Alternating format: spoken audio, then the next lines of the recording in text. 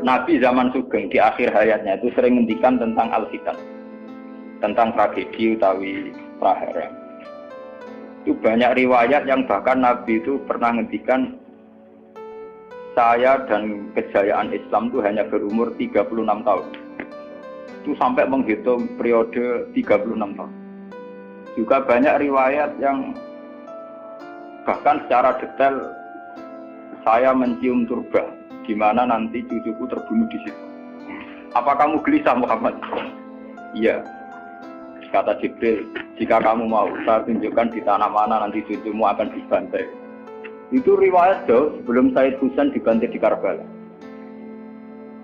Termasuk riwayat-riwayat yang se-ekstrim ini. Jadi ini kan terus mengaji kalau tinggi bahwa nanti pada akhirnya sing mubun rokok itu rawung dolim tok, termasuk kita sing soleh. Jadi sempat masuk swarga. Wong pun tok haudun Nabi berarti mendekati napa? Swarga. Bahkan bagian riwayat haudun Nabi itu di jannah. Makanya kalau ini cerita, ini amun salah paham tuh. Orang Khawarij itu soleh-soleh wong. Justru karena kesalehannya itu melahirkan tragedi dalam Islam. Karena solehnya itu kemudian mengharamkan barang yang mubah, mewajibkan barang yang sebetulnya hanya sunnah. Penyakit wong soleh mesti begitu. Ane jajal awet ke itikaf ning masjid seminggu, soleh seminggu. Enggak metu perpal perempuan, enggak menjagongan ning omah. Ora eling pengen. Padahal eling pangeran iso ning omah iso ning dalan. Cuma dekne selerane kan ilinge ning masjid. Wong itikaf seminggu uga gere Kak. Enggak kalah. Enggak kowe seneng pengajian ya ngono. Wong ini ora seneng ngaji sing teko kok wong limo. Gelem dijak apik ta ora? Padahal ning omah ngurmat anake ya apik. Paham ya? Ning pasar dagang ngurmat anak putu ya. Apik. Cuma APM kan kiai jadi pelepak-plepok ning masjid. Tapi gara-gara pelepak-plepok ning masjid seminggu gegere sing aman. Terus menfonis orang lain. Wah hakata. Jadi sebentuk kesalehan itu pasti melahirkan tragedi. Itu tadi, kamu iktikaf di masjid seminggu saja. Kamu akan janggal sama orang-orang yang berkeliaran di jalan-jalan. Hanya kamu anggap tidak sebaik kamu. Apa dengan Tuhan kalau di jalan-jalan terus? Kamu nyai di satu daerah yang ngaji 10, 20. Nanti kamu kecewa. Orang sini gak seneng ngaji, gak seneng kebenaran, gak seneng kebaikan. Padahal orang yang di rumah mungkin ngerawat anaknya juga ibadah. Gitu ya. Ngerawat keluarganya juga ibadah. Hanya karena dia tidak ngaji sama kamu anggap tidak ibadah. Padahal di rumah juga ibadah sih.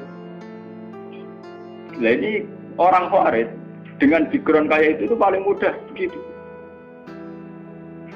Sehingga orang-orang ini nanti ketika sudah sampai ke surga, kemudian ketemu Nabi, kata Nabi mau disampaikan ke Haudun Nabi.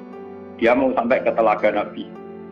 Tapi pas mau sampai ke telaga, terus Nabi diingatkan oleh Allah, Mas, mereka tidak layak masuk surga. Innahum qad ahdatsu ba'dak. Mereka bikin bid'ah setelah kamu. Tapi itu umatku ya Allah, saya kenal mereka kenal saya. Ya, tapi sukon itu harus dijauhkan dari surga. Dan ini kalau cerita, kenapa kesalehan melahirkan tragedi? Ini kalau cerita. Dalam semua sejarah dunia, selalu tragedi itu dimulai dari kesalehan. Ya, mun beda sing terlambat kan, sampai ngaji ya. Semua tragedi dunia itu dimulai dari kesalehan. Paling enggak klaim kesalehan. Ya, paling enggak klaim apa? Kesalehan. Karena semua bentuk kesalehan atas nama agama tentu langsung dikaitkan dengan Allah. Bertautan dengan hukum Allah. Kalau sudah kamu yakin itu hukum Allah, tentu kamu dengan mudah akan menghukumi kafir siapa saja yang menentang. Karena kamu anggap melecehkan hukum Allah. Akhir dari itu tentu kamu akan tahlil dam. Nak ngono wong iku halal darah. Ini rungokno tenan. Karena setiap pelanggaran atas nama agama tentu dianggap melanggar hukum Allah. Jika orang yang mengklaim demikian kan mudah mengkafirkan orang lain karena dianggap wani pengerah. Paham ya? Nah, kalau sudah menvonis orang lain berani Tuhan, tentu darahnya dihalalkan. Kayak kasus kaum Khawarij. Sebetulnya saat Ali Muawiyah itu melakukan konflik atau terjadi konflik, saling bunuh, saling perang, kelompoknya Ali Muawiyah saling serang, itu kan tragedi duniawi biasa. Dalam hidup pasti ada gejolak, ada demonstrasi, ya, ada perebutan kekuasaan. Sebetulnya itu kan fenomena sosial biasa. Misalnya kiai drengki-drengkinan, masa kiai drengkinan be bakul bakso kan gak. Bakul bakso drengki-drengkinane be bakul. Orang malah be bakul es rukun. Ndak bisa kamu logika panas musuhnya adem, bakul bakso jejer bakul es rukun. Mergo bar mangan bakso tuku. Tapi bakul es padha ademe tukar. Mergo saingan, iku nunjukno nek saingan sak jenis. Mulane koyo aku rada aman. Mergo sing nyaingi aku kudu alime sekali beraku aman. Paling wong saingi ade ku adir wis lomba. Padha kelas-kelas ringan kan musuhe nggih kelas.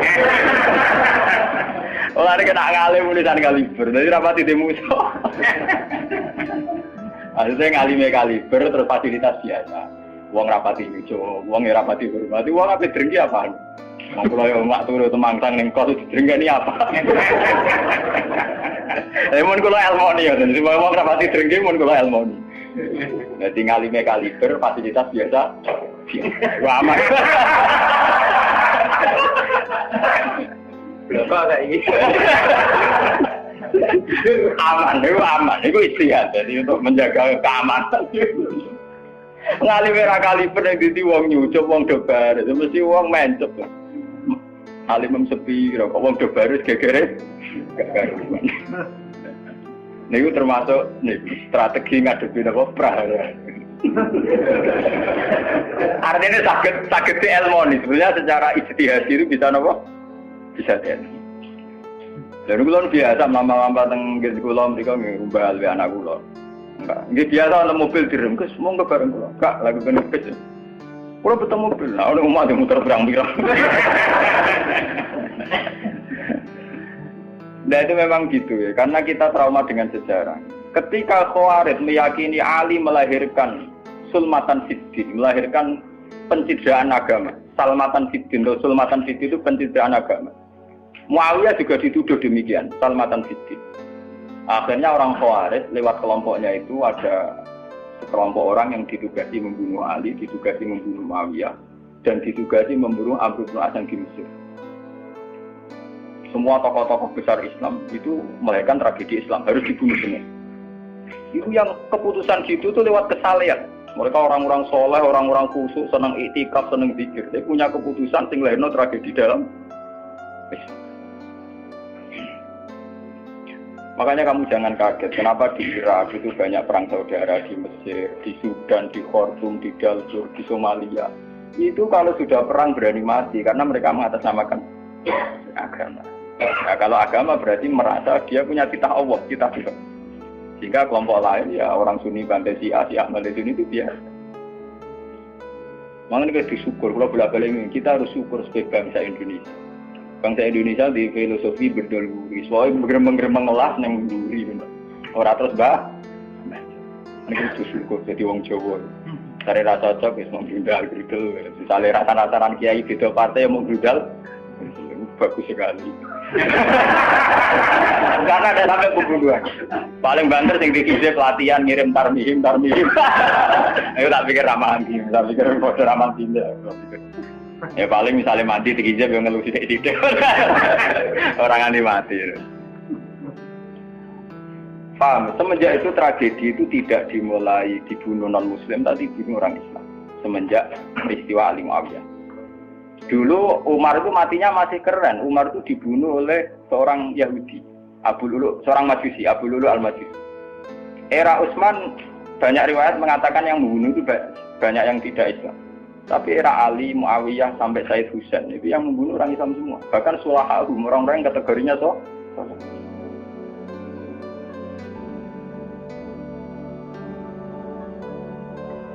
wong soleh macam payah. Baik Madin gue kenal lagu ngukumi wong murtad itu biasa.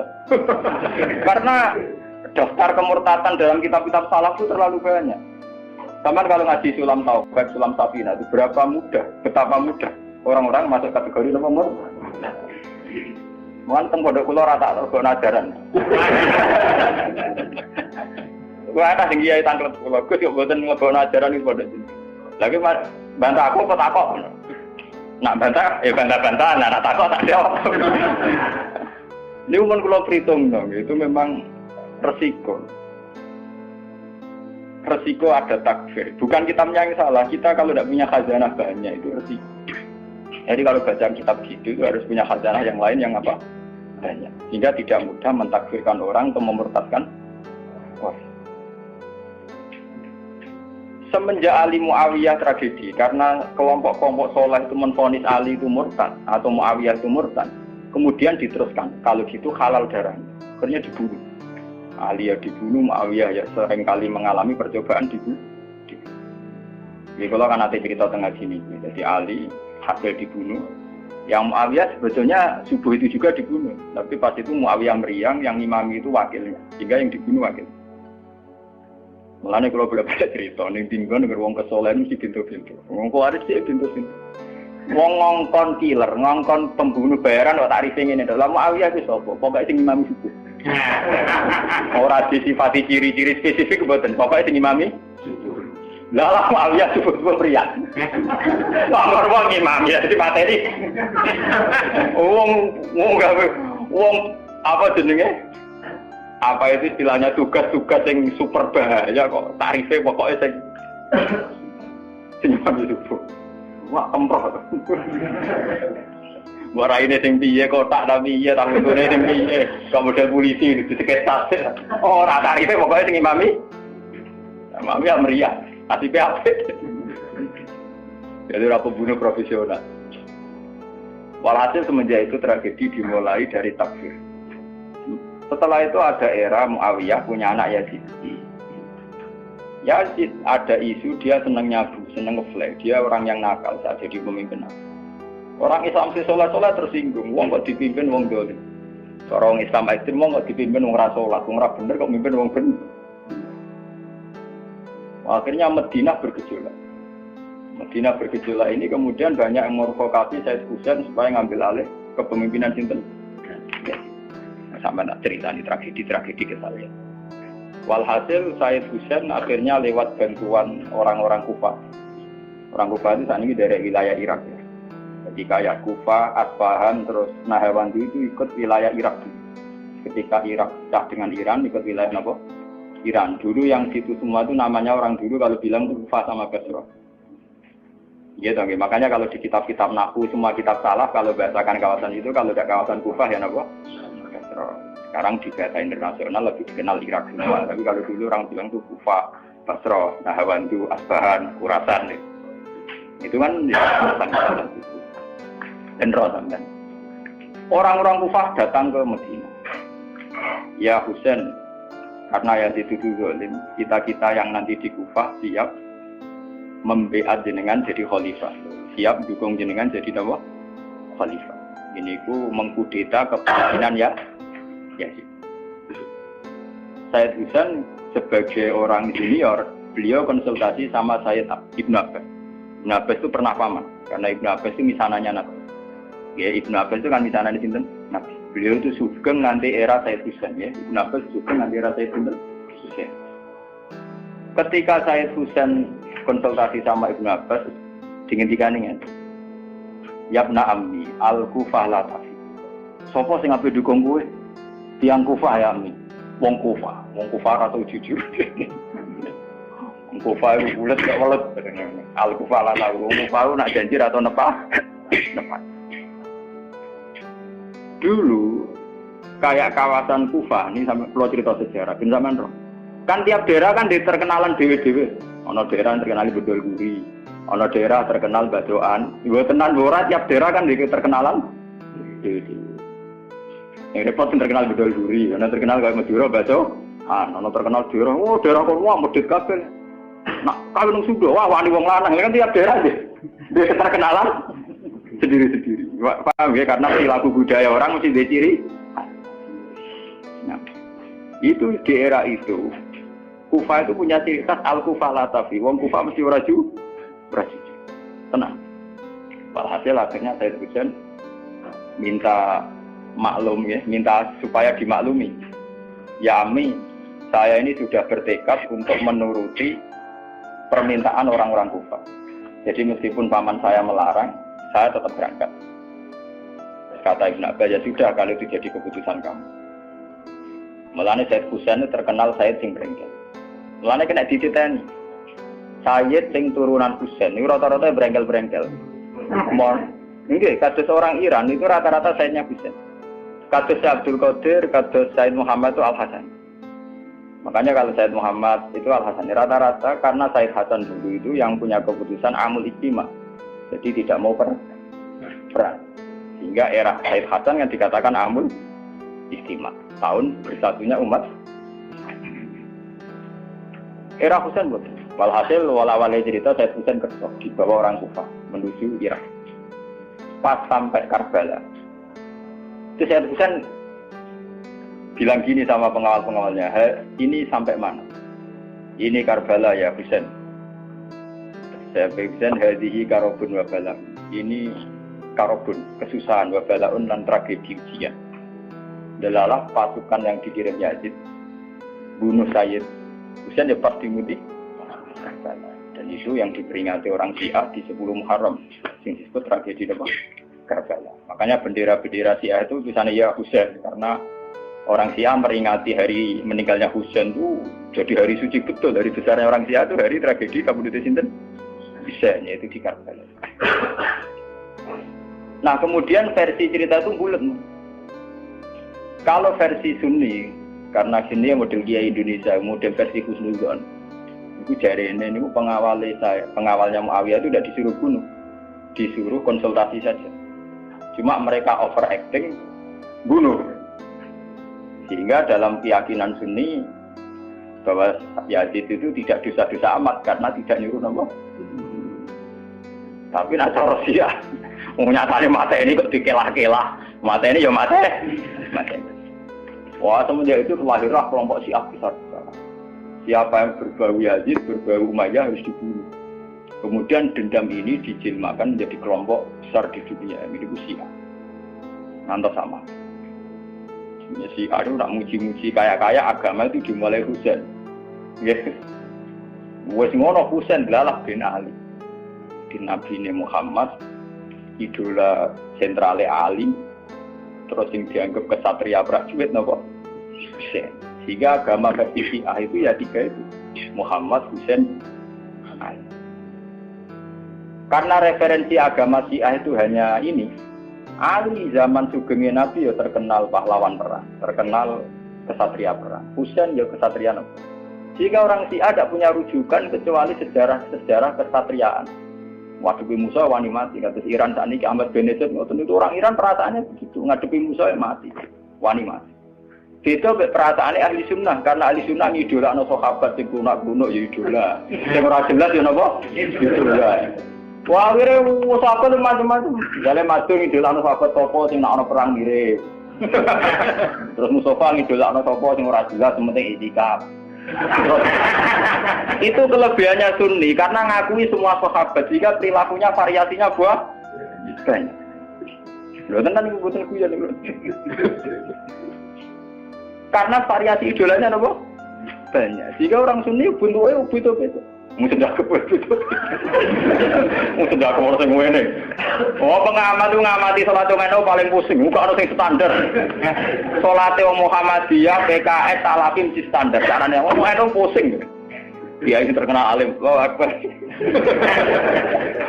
Ana sing watlak, Allahu Akbar. Allah.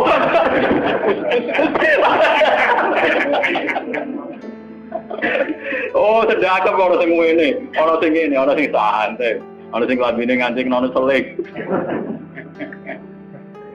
Karena orang Sunni terlalu banyak tokoh idola. Karena keyakinan Sunni semua sahabat itu layak diikuti. Iku mbok barokah bolak nak keyakinan wong Sunni iku semua sahabat layak napa? Sahabat macam-macam. Akhirnya wong Sunni macam-macam. Itu beda dengan Syiah. Sentral sejarahnya di Husain. Husain sebagai martel perang atau kesatria perang. Ali terkenal Al-Qarrar, orang yang reputasinya juga tentang apa? Jika dalam terminologi Syiah itu tidak ada istilah bil hikmati wal mau'izatil hasanah, sing sabar ngadepi Musa sing santun ora mahal tuh, tak Jawa niku mboten mahal. Paham ya? Sampeyan ngerti kenapa sih cara berpikir demi nek Sunni mboten. Mau dia iku dhisik ning daerah Abangan. Mujite sik Islam ora males.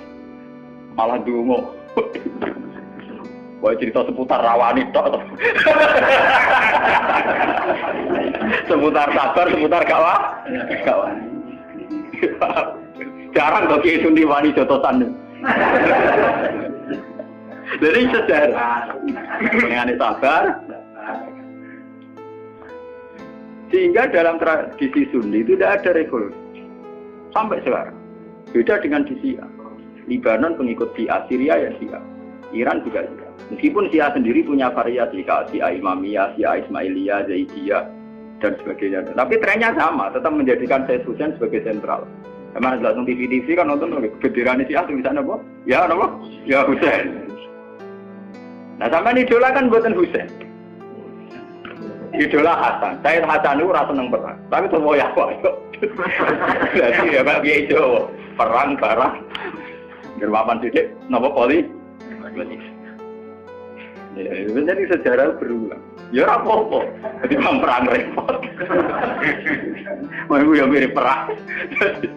Itu cerita. Bon akhirnya setelah era Yazid, kemudian ada dinasti-dinasti.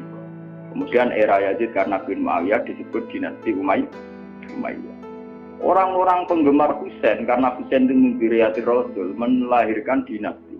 Jadi disebut dinasti Fatimiyah. Sebenarnya dinasti Fatimiyah itu bukan dinasti turunan Husain, karena saking cintanya ke Husain mengatasnamakan dinasti Nabi. Ada perang. Hasil wala-wali zaman nanti dinasti Fatimiyah itu kuasa. Ketika kuasa sempat bikin Al-Azhar. Jadi Al-Azhar dulu itu barokahnya dinasti Fatimiyah. Al-Azhar itu dari kata Fatimah Zahra. Af'al tafdilnya Zahra itu Al-Azhar. Kayak Hasna, kalau mu'anat kan Hasna. Kalau bahasa Arab untuk af'al tafdil Al-Ahsan. Jadi kalau Zahra berarti menjadi Azhar. Itu karena bahasa saja kayak Hasna mu'anat, kalau Ahsan untuk af'al tafdilnya. Jadi kalau Zahra jadi apa? Azhar. Jadi dari kata Fatimah Zahra. Ya sudah begitu. Artinya semenjak tragedi Ali Muawiyah itu kemudian orang Islam itu sudah perang terus sama Islam terus. Ya, dinasti Umayyah, digusur Abbasiyah, Fatimiyah terus begitu. Sampai terakhir di Seljuk kayak zaman era Bauddin Leng, Timur Leng dan sebagainya. Kemudian agak bersatu saat terjadi perang salib, yaitu disatukan oleh kepentingan melawan Pangeran Philip dari Prancis dulu saat menyerang Baitul Maqdis. Itu ada perang salib satu yang dipimpin Salahuddin Alayhi. Itu mendingan karena ada musuh. Nanti kadang musuh itu dibutuhkan oleh dari Sayyidina Imam Syafi'i ngendikan musuh yang berpikir lu apik dibanding kanca. Kok kanca ku nek ana musuh tukaran musuh dhewe mbek kancane dhewe. Mane sakjane partai-partai Islam kudu duwe musuh bersama. Malah sebagai partai-partai dhewe Islam kalah. Jadi mesti kalau di Indonesia dijajah Belanda ya sepakat. Pokoknya yang penting Londo diusir. Beda agama, beda partai musir Belanda. Jadi rana Belanda, rana Jepang ya usir-usiran. Itu sejarah. Mulai dulu trennya sejarah begitu. Nah, semenjak itu sudah disebut fitnah. Kalau sudah fitnah itu la tusibanna alladziina dzalamu minkum. Yang kena tidak yang salah saja, yang soleh juga kan kena. Kalau fitnah itu sudah kena, sudah jatuh, pasti yang kena semua. Yang soleh juga ikut. Akhirnya orang-orang soleh itu banyak yang meninggal.